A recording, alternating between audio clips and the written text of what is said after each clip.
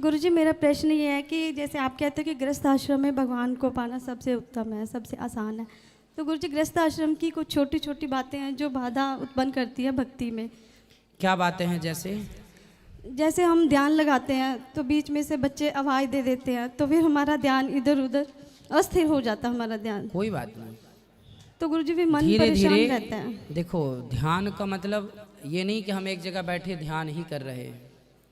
हम बच्चों को गोद में लिटाकर दूध पिलाते हुए, उनको रोटी खिलाते हुए भी तो हम ध्यान कर सकते हैं। ध्यान का मतलब ये नहीं है कि आप आंख बंद करके एक जगह बैठ, ये भी ध्यान है, इसको मनाही कोई नहीं कर सकता। पर ध्यान कैसा? एक लोहार था, वो बाण बना रहा था, तो वहाँ से एक बारात निकल गई। बारात मतलब ढोल नगाड़े सब निकल गए। तो किसी ने पूछा लोहार से, भैया वो बारात जो गई है ना अभी, वो किस तरफ गई? तो लोहार ने कहा, मुझे तो नहीं पता किस तरफ गई। अरे आपके सामने से गई। बोले ना, मैं बाण बनाने में इतना मस्त था कि मुझे पता ही नहीं चली कि कोई बारात भी गई है। मतलब बाण बनाने वाला इतनी तल्लीनता से बाण में डूब गया कि उसे पता ना चला कि बारात किस तरफ चली गई।